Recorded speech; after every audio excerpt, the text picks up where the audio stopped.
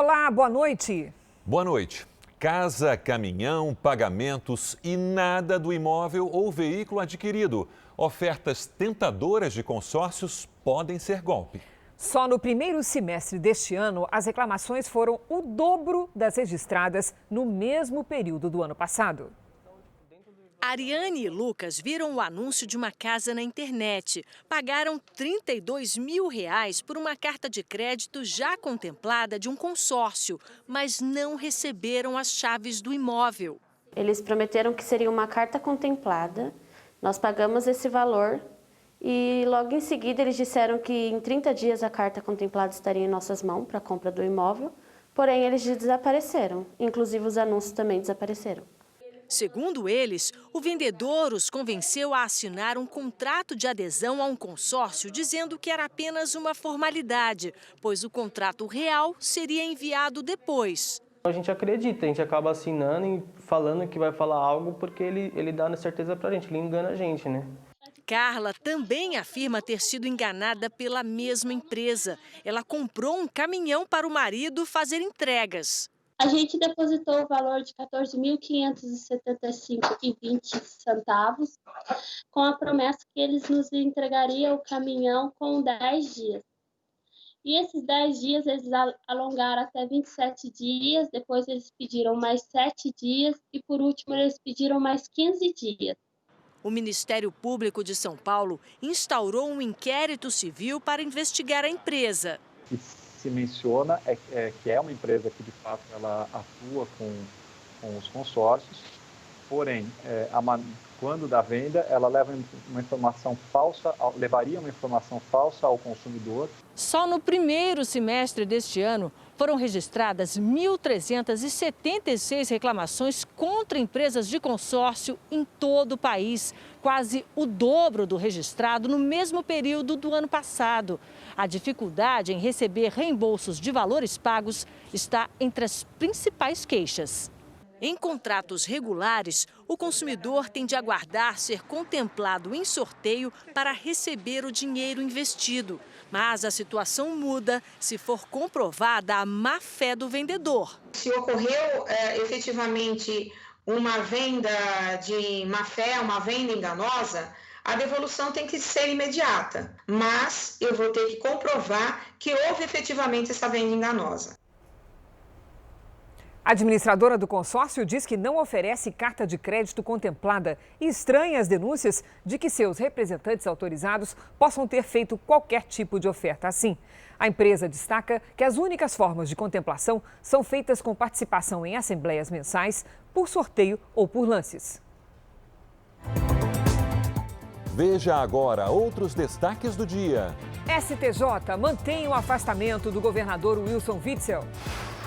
Nota de R$200 é lançada com fila nos bancos. Estudo mostra que corticoide reduz morte por Covid-19. E na série especial, o frentista e o menino. Os carros passaram por cima e eles sobreviveram.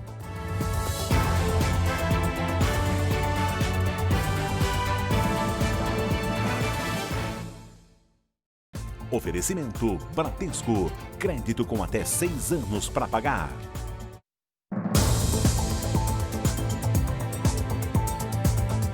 A polícia fechou uma clínica clandestina no Rio de Janeiro e prendeu a dona do local e um médico que operava ali. Durante o dia eram realizados procedimentos de estética, mas à noite o médico com registro cassado fazia cirurgias sem as mínimas condições de higiene. Os pacientes estavam na maca à espera da cirurgia plástica quando a polícia chegou. Foram presos em flagrante a dona do local, Adriana Barbosa de Souza, e o médico Antônio Santos Marquesan, que tem o registro cassado há 5 anos. A clínica fechada pela polícia funcionava aqui na zona norte do Rio. De dia fazia serviços normais de estética, como limpeza de pele, depilação e massagem. Mas à noite se transformava em um centro cirúrgico precário e sem as mínimas condições de higiene. Os policiais apreenderam anestésicos e instrumentos usados em cirurgias, como a hidrolipo, para retirada de gordura localizada.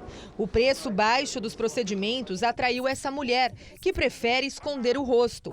Ela foi operada 3 vezes na clínica em menos de 2 meses. Eu tive que suspender o meu trabalho, tomando muitos remédios para dor, porque, nossa, a primeira vez as dores foram horríveis. Paula teve a mesma experiência na clínica e hoje convive com cicatrizes na barriga. Eu tenho que abrir a minha boca e falar o que aconteceu comigo, porque eu poderia ter morrido. Graças a Deus eu estou viva para contar. O médico responsável pelas cirurgias já teve 13 passagens pela polícia.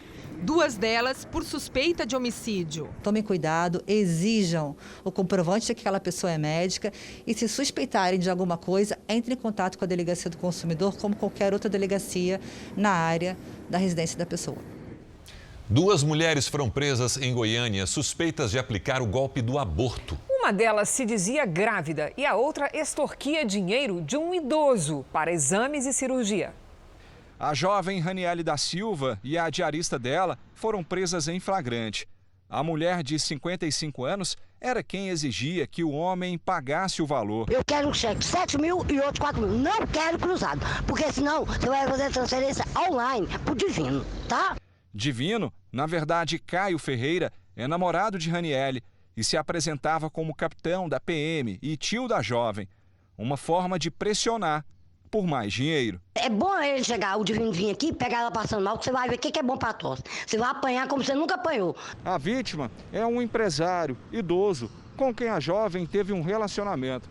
Segundo a polícia, Raniele disse que estava grávida e exigiu dinheiro para fazer um aborto ilegal. Tem dezenas de conversas nesse sentido no celular dela, fotos da barriga dela, fotos dela em maternidade, ela vai em maternidade, tira a foto e manda para a pessoa. Então, na verdade, eles fazem todo um show, toda uma cenografia ali para levar esses homens, principalmente mais velhos, a acreditarem naquela história ali toda que eles inventaram. A extorsão durou 2 anos. As duas ameaçavam revelar o suposto aborto e pediam mais dinheiro. No total, a vítima depositou mais de R$400 mil a elas. No ano passado, foram quase 50 mil denúncias envolvendo crimes contra idosos. 1 em cada 5 se refere a abuso financeiro. O namorado de Raniele se apresentou à polícia e foi liberado. Os 3 vão responder por extorsão mediante ameaça. Em Belo Horizonte, a polícia procura pelo homem que estaria ameaçando e praticando ofensas raciais contra uma modelo. Rainha do Carnaval de BH, vítima de preconceito e discriminação. Você é uma macaca arrogante, idiota. O áudio foi enviado à modelo Laís Aparecida da Silva há 10 dias por meio de um aplicativo de mensagem. Ela chegou a bloquear o contato, mas novas mensagens da mesma pessoa chegaram por outro telefone. Segundo a Rainha do Carnaval, a voz é de um desconhecido. Na versão da modelo, o homem viu as fotos dela nas redes sociais e teria ficado irritado depois que ela recusou o convite para encontrar com ele. Laís registrou um boletim de ocorrência e já entregou as provas à polícia. A modelo de 25 anos, que também é enfermeira, disse que nunca se sentiu tão ofendida. É uma dor bem grande que a gente sente, né? Porque o áudio que eu divulguei não é nem 50% do que ele me falou, né? Tem muita coisa a mais e isso dói, isso machuca muita gente. Por se tratar de ofensa verbal dirigida a uma pessoa, o crime é de injúria racial. A pena é de até 6 meses de detenção. Além de ser enfermeira, sou rainha do carnaval, sou miss, sou modelo e sou atriz. Então, isso, para eles, é fetiche, é a minha profissão. E não dá o direito deles acharem qualquer coisa desse tipo. A Corte Especial do Superior Tribunal de Justiça, formada pelos 15 ministros mais antigos do tribunal, manteve o afastamento de Wilson Witzel do cargo de governador do Rio de Janeiro. Em memorial enviado ao colegiado, a Procuradoria-Geral da República afirmou que o Ministério Público Federal continua convicto da necessidade da prisão preventiva de Wilson Witzel e adiantou que deve oferecer nova denúncia contra o governador afastado. Os ministros não julgaram o pedido de prisão e analisaram somente o afastamento. O primeiro a votar foi o relator do caso, ministro Benedito Gonçalves. Foi pedido na cautelar 35, pelos motivos expostos e mais as provas, e mais a que veio junto com o inquérito, a prisão preventiva. Entendi que a prisão preventiva era mais gravosa. Entendi por optar por uma situação que também foi pedir alternativa, menos gravosa, que era o afastamento. O relator também votou e foi seguido pela maioria dos ministros para que o julgamento fosse público, transmitido pela internet, o que os advogados de Witzel tentaram impedir. Mais cedo, o presidente do Supremo Tribunal Federal, Dias Toffoli, negou um pedido da defesa do governador que tentava adiar o julgamento no STJ. A ministra Laurita Vaz falou em destruição de provas. Há evidência de vazamento de informações sensíveis da investigação. No dia das buscas e apreensões realizadas no âmbito da operação, foram encontrados documentos rasgados com investigados, em clara tentativa de destruição de elementos úteis à apuração dos fatos. O afastamento de Witzel vale por 180 dias. O governador é acusado de praticar irregularidades e desvios de recursos da saúde do Rio de Janeiro. Em sua conta numa rede social, o governador afastado, Wilson Witzel, disse compreender a conduta dos ministros do STJ, mas que não cometeu os crimes pelos quais é acusado. A Assembleia Legislativa do Rio de Janeiro ampliou hoje o prazo para que o governador afastado, Wilson Witzel, apresente a defesa. Ele tem agora até a próxima terça-feira. O processo de impeachment recomeçou hoje. Foi lançada hoje em Brasília a cédula de R$ 200. No comércio, a nova nota desperta curiosidade e algum receio. Nesta loja de produtos de decoração e utilidades domésticas, a falta de troco voltou a ser uma preocupação. Na nota de 100 já não facilita o troco para a gente. Vale quando chegar a de 200. A nota de 200, com o desenho do lobo-guará, é a primeira com um novo valor em 18 anos. A última a ser lançada havia sido a de R$ 20 em 2002. Segundo o Banco Central, o lançamento ganhou força com a pandemia, que provocou uma redução na circulação de dinheiro em espécie. Em Brasília, teve fila na porta do Banco Central para adquirir a cédula. Esse colecionador foi o primeiro a ter a nova nota. Eu cheguei cedo, para poder garantir logo a minha cédula. Eu achei muito bonita. A previsão é que 450 milhões de notas do novo valor sejam produzidas até o fim do ano. Um dos objetivos do Banco Central é reduzir as transações em dinheiro vivo e economizar com a impressão de papel moeda. A medida também deve auxiliar no pagamento das próximas parcelas do auxílio emergencial, já que boa parte dos beneficiários, principalmente os de menor renda, preferiu sacar o dinheiro do benefício. Para este economista, a criação de uma nota de valor mais alto era necessária devido à inflação dos últimos anos. Do real para cá tivemos sim uma redução no poder de compra do brasileiro. Hoje, o que se comprava com 100 em 94, quando foi lançada, hoje precisamos de R$ 621. E bem no dia do lançamento da nota do lobo-guará, um deles resolveu dar as caras. A imagem mostra o momento em que o animal entra pela porta dos fundos do refeitório do Exército de Jataí, em Goiás. O lobo atravessa o lugar e sai pela porta da frente. Segundo o batalhão do local, ele estava fugindo do barulho das viaturas que apagavam uma queimada em área próxima. Depois da breve aparição, o animal retornou para a mata. Vai ser mais fácil ver outro lobo-guará agora só na sua carteira. O atacante Neymar testou positivo para a Covid-19. Ele estava em férias na Espanha. Jornais europeus afirmam que Neymar se sentiu mal em Ibiza no último sábado, fez o teste e voltou para a França. O pai do jogador e o filho, Davi Luca, de 9 anos, também foram infectados. A criança é o único caso assintomático. Todos se recuperam bem em casa. Outros 2 jogadores do PSG também estão com Covid-19, os argentinos Di Maria e Paredes. Vamos agora aos números de hoje da pandemia de coronavírus no Brasil. Segundo o Ministério da Saúde, o país tem quase 4 milhões de casos de Covid-19. São 123.780 mortos. Foram 1.184 registros de mortes nas últimas 24 horas. Também entre ontem e hoje, 51.309 pacientes se recuperaram. No total, já são 3.210.405 pacientes curados e 663.680 seguem em acompanhamento.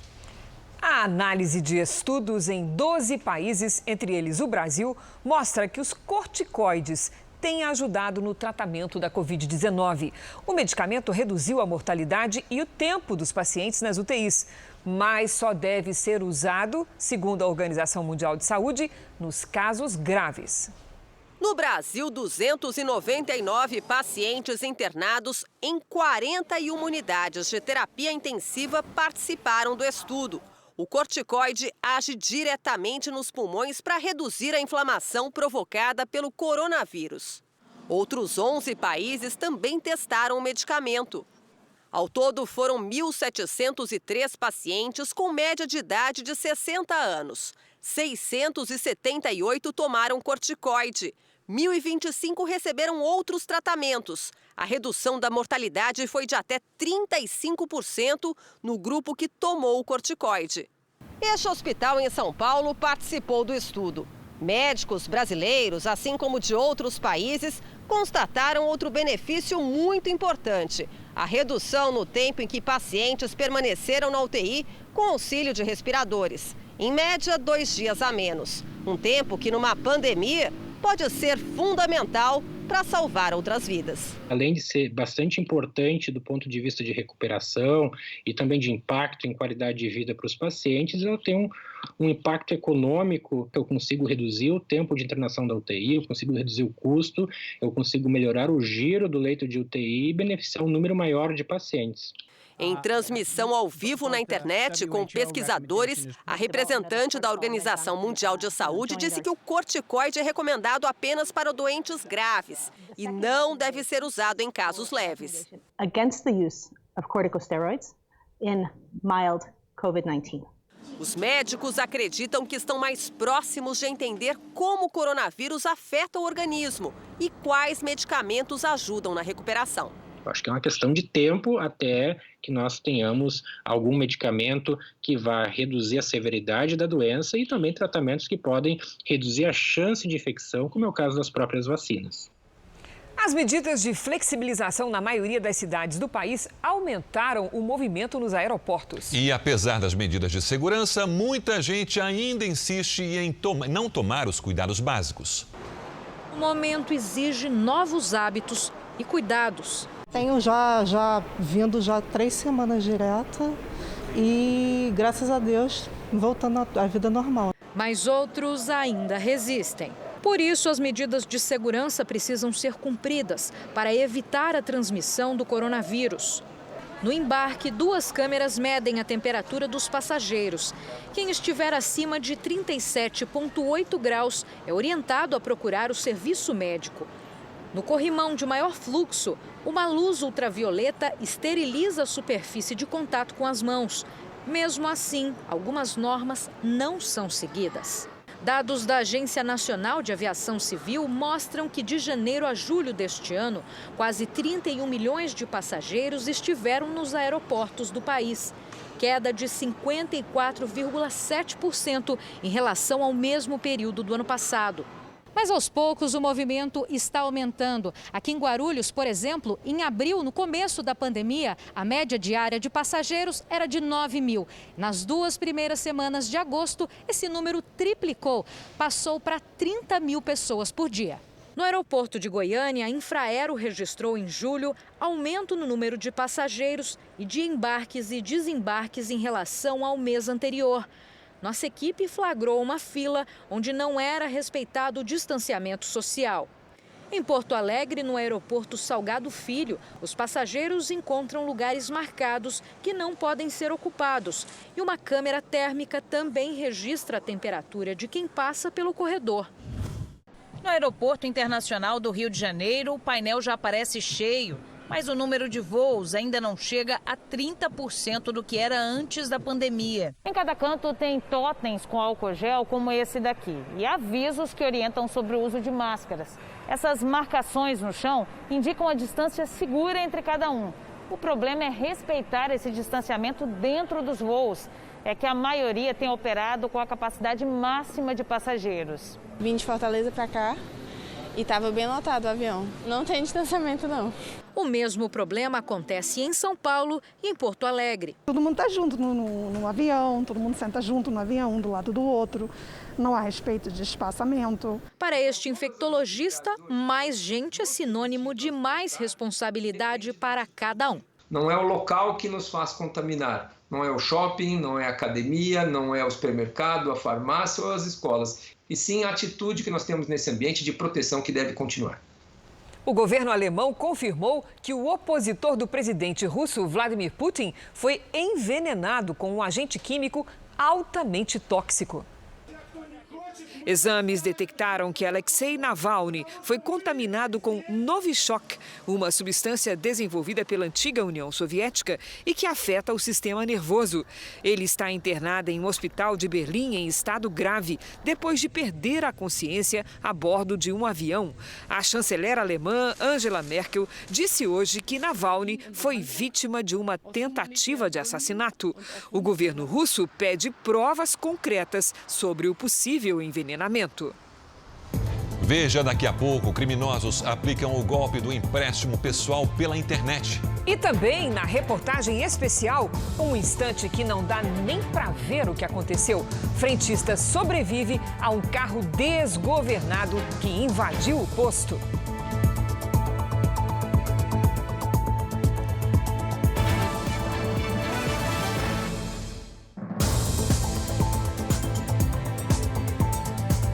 O governo encaminha amanhã a proposta de reforma administrativa que prevê mudanças nas carreiras do funcionalismo público. Entre elas, o fim da estabilidade dos servidores. O texto foi apresentado hoje a parlamentares da base aliada. O presidente começou o dia num café da manhã com parlamentares. O ministro da Secretaria de Governo, Luiz Eduardo Ramos, e o líder do governo na Câmara, Ricardo Barros, também estavam no Palácio da Alvorada. Ao longo do dia, o presidente se dedicou a analisar pontos da proposta que deve ser entregue ao Congresso amanhã. A intenção do governo com a reforma administrativa é demonstrar preocupação com o ajuste fiscal. A despesa com servidores públicos é a segunda maior do orçamento. O Jornal da Record teve acesso a alguns pontos da proposta. Entre as mudanças que podem ser aplicadas para os futuros servidores, caso o projeto seja aprovado, está a criação de um sistema de notas para a avaliação do desempenho e o fim da estabilidade para a maioria das carreiras. Só alguns profissionais, como juízes, continuariam com a estabilidade, que é quando um servidor não pode ser demitido. O projeto também tem a intenção de facilitar a contratação de temporários.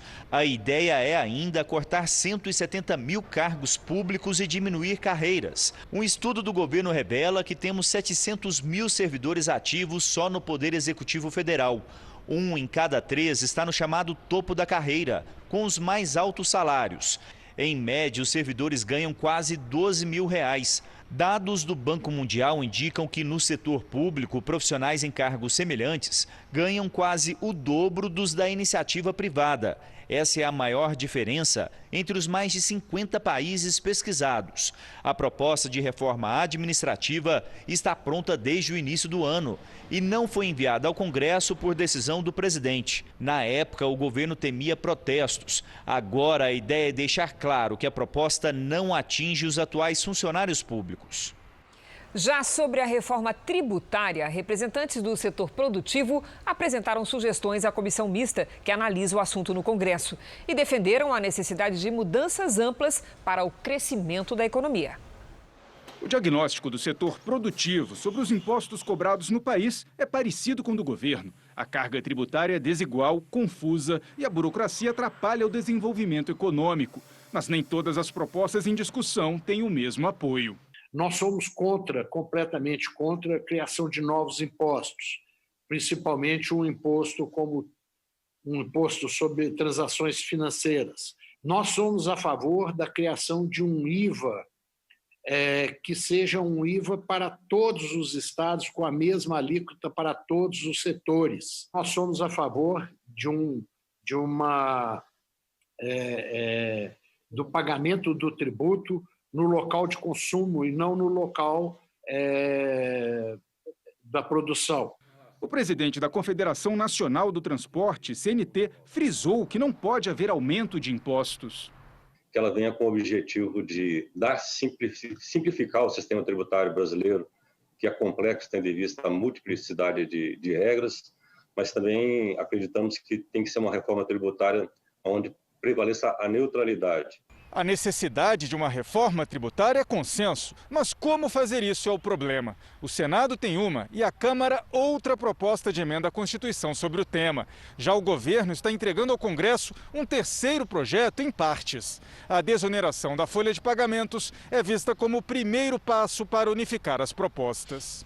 As três propostas que hoje tramitam no Congresso, a PEC 45, a 110 e a do governo, não falam em reforma da desoneração da folha de pagamento. Sem mudar a base tributária da reforma da desoneração da folha de pagamento, nós não conseguimos ampliar a discussão sobre o sistema tributário nacional, principalmente unificação de impostos e alternativas. A análise do veto do presidente Jair Bolsonaro à prorrogação da desoneração da folha de pagamentos de 17 setores da economia que mais empregam trabalhadores foi adiada de novo na Câmara. Se a votação fosse hoje, os deputados derrubariam o veto.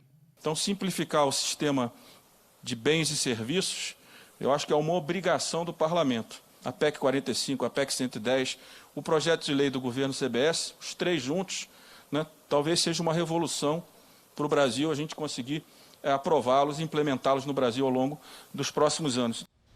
O Supremo Tribunal Federal decidiu que gestores de estados e municípios não precisam de autorização federal para requisitar leitos privados no combate à Covid-19. Vamos a Brasília com a repórter Lívia Veiga. Ao vivo, Lívia, boa noite. Boa noite, Sérgio. Os ministros entenderam ser improcedente o pedido da Confederação Nacional de Saúde. A entidade questionava o trecho da lei que permite que gestores de estados e municípios façam a requisição de bens e serviços no combate ao coronavírus sem controle prévio do Ministério da Saúde. A alegação era de que vários gestores editaram decretos que instituíram regionalmente estado de calamidade pública. Com isso, ficaram autorizados a requisitar, sem fundamentação específica, a utilização de leis de UTIs de hospitais privados, o que teria levado a um desequilíbrio do sistema de saúde. A decisão foi unânime. De Brasília, Lívia Veiga. Obrigado, Lívia. Vamos agora com a opinião do jornalista Augusto Nunes. Boa noite, Augusto. Boa noite, Cristina, Sérgio. Boa noite a você que nos acompanha. Decisão do Supremo Tribunal Federal é como final de campeonato de futebol. Não pode terminar em empate. Se isso ocorrer, a disputa é decidida na prorrogação ou, persistindo a igualdade, na cobrança de pênaltis. Nenhum time vence por 2-2. Esse raciocínio vale para todo julgamento em última instância. É por isso que o STF tem 11 juízes e cada turma do tribunal tem 5 ministros. Números ímpares garantem o desempate. Com a licença médica solicitada por Celso de Mello, no entanto, a segunda turma do STF vem decidindo questões importantes por 2-2. A anulação de uma sentença do então juiz Sérgio Moro, por exemplo, foi aprovada pelos ministros Gilmar Mendes e Ricardo Lewandowski e rejeitada por Carmen Lúcia e Edson Fachin. Gilmar e Lewandowski ganharam sob a alegação de que o empate beneficia o réu. Mas o verdadeiro acusado no recurso em julgamento não foi Sérgio Moro? Para evitar essa e outras dúvidas que vitórias por empate provocam, Edson Fachin sugeriu que sempre que isso acontecer, a decisão seja transferida para o plenário do Supremo. A sensatez recomenda que a proposta seja aprovada imediatamente. Veja a seguir: homem é preso ao transportar dezenas de filhotes de cachorro para venda ilegal. E também na série especial, menino solta a mão da mãe, é atropelado e sobrevive quase sem ferimentos.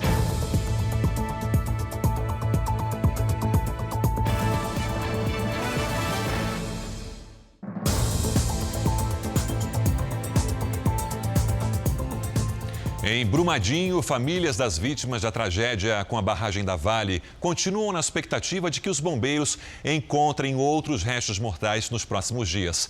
Uma caminhonete desaparecida desde o dia 25 de janeiro do ano passado foi encontrada no meio da lama seca. O repórter Luiz Casoni tem os detalhes ao vivo. Luiz, boa noite. Oi, Sérgio, boa noite para você e a todos que nos acompanham. As buscas continuaram agora à tarde, mas por enquanto os bombeiros não encontraram outras pistas, além das que foram achadas de ontem para hoje. Dentro da caminhonete retorcida havia um caderno de notas e um celular. Nessa manhã, nossa equipe esteve em Brumadinho para acompanhar o trabalho de resgate. O encontro do veículo representa a esperança para as famílias de 11 joias, como são chamadas as vítimas da tragédia. Pelo menos um homem ainda desaparecido tem ligação com a caminhonete. Sérgio, Cris. Obrigada, Luiz. Quarta-feira de temporais com rajadas de mais de 60 quilômetros por hora no Rio Grande do Sul. Muitas cidades gaúchas e catarinenses mal se recuperaram dos estragos provocados pelo ciclone Bomba no fim de junho. Lidiane, isso pode se repetir? Cris, não na mesma intensidade e abrangência, viu? Boa noite para você, para o Sérgio, para todo mundo que nos acompanha. O ciclone extratropical que temos agora é forte, mas relativamente comum na região. Os temporais com granizo devem acontecer em pontos isolados e as rajadas de vento ganham força até amanhã pela manhã. Com velocidade entre 80 e 100 quilômetros, os ventos podem destelhar casas e derrubar chaminés e árvores. Além disso, o mar continua agitado, com ondas de até 3 metros entre o Rio Grande do Sul e o Rio de Janeiro. Atenção também para o litoral do Nordeste. A chuva constante pode provocar deslizamentos e alagamentos. Nessa área clara do mapa, tempo firme e quente. No norte, temos pancadas, do Acre até o Pará. Em Porto Alegre, máxima de 19 graus. Em Cuiabá, faz até 40. No Rio de Janeiro, 31, em Maceió 28, em São Luís 30, em Palmas 39 e até 33 em Manaus. Em São Paulo o calor só aumenta. Amanhã tarde bem quente, com máxima de 30 graus. Cris. Obrigada, Lidy. Até amanhã. Em Israel, arqueólogos encontraram uma fortaleza de 3.200 anos. Teria sido construída pela antiga civilização cananeia para se proteger de invasores filisteus. Uma realidade descrita na Bíblia. Agora está aberta ao público. O antigo forte está estrategicamente localizado entre montanhas e um rio. Os arqueólogos estimam que a fortaleza Galon teria sido construída pelos cananeus sob o governo dos egípcios, como uma defesa contra os filisteus, que também queriam dominar essa terra. A estrutura do forte é impressionante. São 18 metros de comprimento e 18 metros de largura. E uma torre em cada canto garantia a vista para as montanhas e os israelitas a leste e os filisteus a oeste. E além de ficar na fronteira, o caminho principal da época passava por aqui. Um caminho que ainda é usado hoje, mais de 3.200 anos depois. O arqueólogo Saar Ganor diz que foi uma descoberta emocionante. Há quase 5 anos, ele percebeu umas pedras grandes escondidas entre plantas e arbustos. 3 anos depois, com a ajuda de voluntários, desenterraram o forte histórico. No local também foram encontradas cerâmicas extremamente bem conservadas. Segundo Ganor, elas e outros elementos, como caroços de azeitona que estavam no que sobrou de um forno, podem ajudar a determinar a idade da fortaleza com mais precisão. Segundo os especialistas, o forte acabou abandonado pelos egípcios, o que levou à destruição de cidades cananeias na região, provavelmente pelas mãos dos filisteus. Aqui no Brasil, a dificuldade financeira durante a pandemia tem transformado muita gente em alvo fácil dos criminosos que aplicam o golpe do empréstimo pessoal pela internet. O nosso QR Code já está aí na sua tela. Aponte a câmera do celular e conheça 6 cuidados que você deve ter antes de pedir um empréstimo. Este contrato é falso, mas a diarista, que prefere não se identificar, nem imaginava quando fez a assinatura. O desejo era conseguir um empréstimo de R$5.000 com uma empresa privada para reformar a casa. O jeito que ela encontrou foi procurar na internet. Eu tinha que pagar um seguro lá de R$280. Daí eu fui e paguei para poder liberar o dinheiro. Foram pelo menos 4 depósitos. De cara, os golpistas pediram cerca de R$1.000 para liberar a quantia total. Ele falou, a senhora, para estar liberando de vez o dinheiro já está na conta, só precisava pagar R$700 para estar desbloqueando o dinheiro da conta. Era um golpe. Em 2 meses, a diarista deu aos criminosos quase metade do valor que precisava. Quanto foi seu prejuízo? R$2.004,88. Os golpistas procuram pessoas com nome sujo, que não tenham conta em banco e que, por estarem endividadas, decidem fazer empréstimos pessoais. Sem saber ao certo a quem recorrer, as vítimas escolhem empresas pela internet e acabam na mão de estelionatários. No caso de encontrar na internet, verificar a existência dessa empresa, né? Se realmente ela está registrada, se ela tem CNPJ. Dados do Banco Central mostram que de janeiro a julho, os empréstimos pessoais somaram mais de 206 bilhões de reais em todo o país, um aumento de 11% se comparado ao mesmo período do ano passado. Com tanta gente atrás de crédito, os criminosos aproveitam para agir. Por isso, o especialista em finanças alerta que empresas sérias não pedem qualquer adiantamento ao consumidor. E lembra, quem cai no golpe dificilmente consegue o dinheiro de volta. Essas pessoas criam situações e acabam pegando uma quantidade de pessoas e desaparecem, né? Depois o site você não consegue mais acessar, os telefones não atendem mais. A polícia de Cuiabá terminou as investigações sobre a morte de uma adolescente baleada pela amiga. A perícia, segundo os delegados, foi fundamental para esclarecer o que aconteceu na noite do crime. Para a polícia, o tiro que matou Isabelle não foi acidental. A adolescente teria atirado com a intenção de matar. O delegado responsável pelo caso aponta diversas contradições no depoimento da menor, também de 14 anos, que matou Isabelle Ramos. A perícia afirma que a adolescente carregou a arma, apontou para o rosto da vítima a uma distância entre 20 e 30 centímetros e atirou. A adolescente, que é praticante de tiro esportivo, afirmou que ao guardar as armas, uma delas teria caído e disparado. Segundo o laudo, o estojo, na verdade, estava em cima da cama e a menor teria ido com a arma carregada até a amiga. A gente não vai afirmar exatamente como foi o carregamento, mas alguém carregou. Mas isso, na nossa visão, não muda o raciocínio final que fez a nossa conclusão. Apontou a arma numa altura X, acionou o gatilho em direção ao rosto da vítima. A menor que matou a amiga, se condenada, deverá sofrer medidas socioeducativas e pode ser levada à internação pelo período de 1 a 3 anos. O delegado também vai indiciar o pai, o namorado da adolescente e o pai dele por supostamente terem alguma responsabilidade sobre o que aconteceu. O governo autorizou o uso da Força Nacional em assentamentos rurais do MST, no sul da Bahia. 100 homens da Força Nacional vão garantir a segurança dos servidores do INCRA, que realizarão o processo de titulação das terras agrárias nas cidades de Prado e Mucuri. A decisão aconteceu após o assentamento Jaci Rocha, ocupado há mais de 10 anos pelo MST, sofrer um ataque na semana passada. Segundo o Ministério da Agricultura, 8 pessoas ficaram feridas. Casas foram destruídas, uma moto e um trator incendiados. A Polícia Federal investiga o caso. Cerca de 70 cachorros da raça Shih Tzu foram apreendidos pela Polícia Rodoviária Federal na Bahia. Os animais eram transportados em caixas de forma irregular.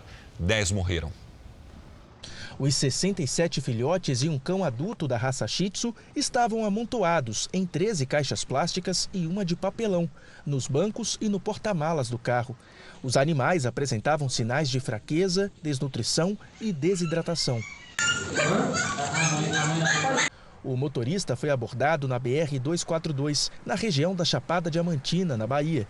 Ele contou que pegou os animais em Goiânia e que eles seriam vendidos em Salvador, Recife e Petrolina.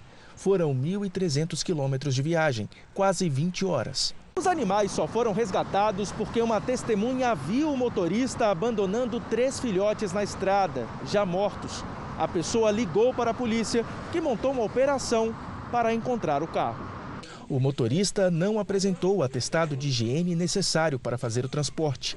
36 filhotes foram entregues a 2 donos de pet shops, que apresentaram termos de compra e disseram que não sabiam das condições precárias do deslocamento. Os outros cachorros estão nesta ONG, em Salvador. 7 morreram.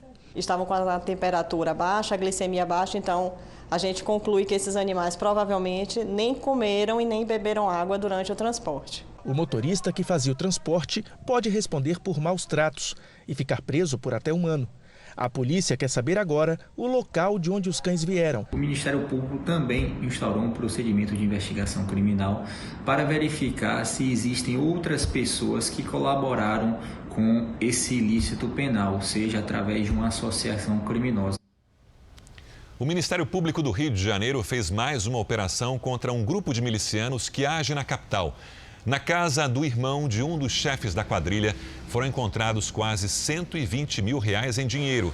Segundo a investigação, a milícia da comunidade de Rio das Pedras lavaria o dinheiro do crime comprando imóveis de luxo e estabelecimentos comerciais. Um suspeito foi preso. 2 chefes do grupo já estão presos. Segundo o Ministério Público, eles comandavam o grupo de dentro da cadeia. Um vídeo de policiais militares de uma cidade do interior de São Paulo viralizou na internet. Nele, um capitão da corporação mostra um talento impressionante para dança e por um motivo nobre. O vídeo foi gravado durante uma live da Banda Regimental da Polícia Militar de Araçatuba, cidade do interior de São Paulo. A apresentação foi para angariar doações. E a irreverência do capitão Vander Duarte, que deu um show de black music durante a transmissão, chamou a atenção. É isso aí, ó. O pessoal, aspirante 2001, os mestres, turma diamante. O capitão Vander chegou à PM em 1995 como soldado. 3 anos depois, entrou para a Academia do Barro Branco e saiu de lá como oficial. Ele já foi comandante da Força Tática e hoje é coordenador operacional. E agora demonstrou também que tem talento de sobra para dança. Vamos lá!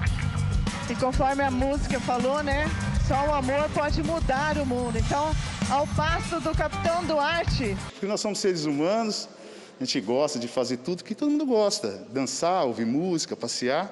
E eu gosto muito de dançar. Faça doação de mantimentos, faça doação em dinheiro. Os colegas contam que a alegria demonstrada durante a gravação é uma característica do policial. E exatamente por isso, ele teria sido escalado para a live. Ele sempre dança, o pessoal sempre falou que ele era um pé de valsa, mas eu, particularmente, nunca tinha visto. Foi muito legal. Por causa do sucesso do vídeo, o capitão teve que criar uma página numa rede social somente para responder aos muitos comentários.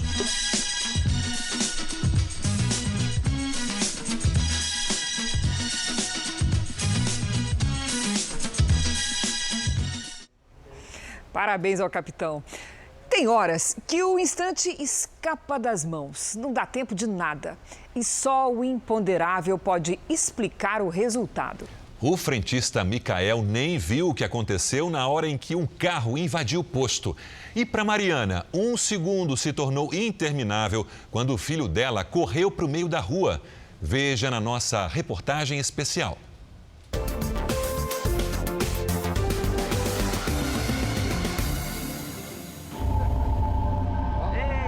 Escapar da morte por um tris. Qual é a sensação? Me sinto vitorioso, né?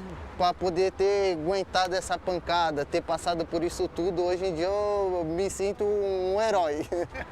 Era um final de tarde do último verão, o frentista estava exatamente aqui, abastecendo uma moto igual a essa, quando um motorista entrando no posto perdeu o controle do carro. O que aconteceu em seguida foi uma cena inacreditável e o que também não dá para acreditar é que o frentista está hoje aqui em pé conversando com a gente, o Micael. Micael, pô, você já tá bem? Já tô 100%, agora eu tô. Nós acostumamos a trabalhar com a cabeça baixa, então não teve nem como se esquivar, nem nada. Porque você estava olhando o nível? Olhando o nível. Da gasolina lá dentro? Eu só vi o carro entrando, quando ele começou a entrar, eu pensei que ele ia parar um pouco longe da moto, mas assim ele perdeu o controle e já veio com tudo. Bateu na minha perna. Quando bateu na perna, eu bati a... Nessa perna aqui? Nessa perna. Acabei batendo na minha costela aqui. Aí foi na hora que eu apaguei. Foi um susto para todos no posto, ainda mais para o gerente, que é pai do Micael. Escutei o barulho, mas quando eu saí da loja, só achei só que tinha sido o carro batido na bomba. Não tinha chegado a ver ele embaixo do carro, né? Então quando eu cheguei aqui, vi a caixa gritando, teu filho tá ali embaixo do carro e tal. Então foi quando eu olhei para baixo e cheguei a ver que ele estava embaixo do veículo, né? Ele desmaiado? Ele estava já apagando já. Aí foi quando já ficou o desespero, né? Quando a gente vê uma vida que está indo embora, é tudo. E ainda mais um filho, né? Micael sumiu completamente embaixo do carro. Todos imaginavam que ele tivesse sido esmagado. Eu estava deitado aqui, ó. Deitado, minha cara estava aqui e o carro aqui em cima. A roda? Não, o para-choque. Para-choque? Bem aqui em cima. Bem assim mesmo? Bem você tá? assim eu fiquei embaixo assim. Mas o que aconteceu foi até bom de eu ter batido aqui, né? Porque se eu fosse para lá, o carro eu acho que ou podia ter passado em cima de mim, eu acho que ia ser pior ainda. E os ferimentos não eram a única preocupação naquela hora. A batida espalhou combustível pelo chão do posto. Tava encharcado, uma faísca tinha acabado comigo. Para sorte do frentista, havia uma viatura dos bombeiros abastecendo naquele momento. Os agentes assumiram o resgate. A primeira providência foi mandar todo mundo se afastar, principalmente curiosos com o celular na mão. Depois, tirar o carro de cima, com cuidado. Micael foi levado às pressas para o hospital e operado. Só 2 dias depois, viu as imagens do que tinha acontecido. Senti um choque. Na hora que eu vi, nossa, mano, não pode estar acontecendo isso comigo. Aí a lágrima já desceu, já. Aos 22 anos e com 2 filhos para criar, foi a primeira vez que Micael correu risco de vida. A explicação dele para ter escapado é simples. Acho que foi sorte. Porque se fosse por impulso meu, eu tinha saído de frente. Já o pai, homem experiente, tem outra opinião. Então, para mim que não era a hora nem o momento, né? 5h30 da tarde do dia 24 de junho. Definitivamente não era a hora desse menininho de 2 anos, o Theo. A família é de Araguari, no Triângulo Mineiro. Naquele dia, Theo estava nessa rua tranquila, na casa dos avós. Quando a mãe veio buscá-lo... Foi um susto muito grande. Foi assim, uma coisa que a gente nunca espera que aconteça com a gente, né? Mas em questão de segundo, meu filho estava ali. As imagens mostram a avó atravessando a rua de mãos dadas com o Theo. Tudo muito rápido. Ela deixa o menino com a mãe e entra em casa. Enquanto a mãe procura a chupeta dentro do carro, o Theo escapa. Volta para levar o celular para o avô do outro lado da rua. Na mesma hora que ele já sai correndo, eu ainda consigo pegar pelo bracinho dele. Até as minhas marcas das minhas unhas ficou no bracinho dele, mas ele faz um movimento brusco, onde minha mãe escorrega, né? E eu não consigo segurar mais. A cena é angustiante. Não dá tempo do motorista brecar. Com o impacto, Theo é jogado adiante e o carro passa por cima dele com as 2 rodas. A da frente nos ombros, a de trás nas costas. Todo mundo ficou paralisado, né? Algumas pessoas não teve reação. A minha reação foi correr atrás na mesma hora e pegar, né? O motorista disse que até escutou o grito da mãe, mas quando olhou, já sentiu o impacto. Na hora eu falo para ele que ele está passando em cima do meu filho, é onde que ele consegue jogar para lá. a roda do carro, né? Ele joga, graças a Deus, até jogou pelo lado certo, porque se ele joga ao contrário, ele tinha passado em cima da cabecinha dele, né? Theo foi levado às pressas para o pronto-socorro. Para surpresa e alívio geral, o raio-x não mostrou nenhuma fratura. O Theo teve apenas um corte na nuca e um dente quebrado. Um dente de leite. Que sorte, menino! O Theo hoje está recuperado do susto e adora brincar com a irmã, a Valentina. Será que ele lembra do acidente? Hoje ele segue a vida dele, a rotina normal. Até pela memória dele ser muito curta, tem hora que ele quer meio que correr da gente a hora de atravessar a rua, mas aí eu lembro para ele falar, ó, o carro faz dodói. E aí ele pega, ele não atravessa. Quando tiver noção do risco que correu, aí sim o Theo vai compreender que naquele dia nasceu de novo. Dia 24 e dia 5/7, que foi o aniversário dele mesmo, de 2 aninhos. Merece 2 presentes, então. Vida longa ao Theo e a mãe do Theo. O Jornal da Record termina aqui. A edição de hoje na íntegra e também a nossa versão em podcast estão no Play Plus e em todas as nossas plataformas digitais. E você continua bem informado porque à 00:30 tem mais Jornal da Record. Fique agora com a novela Apocalipse. A gente se vê amanhã. Até lá. Boa noite e até amanhã.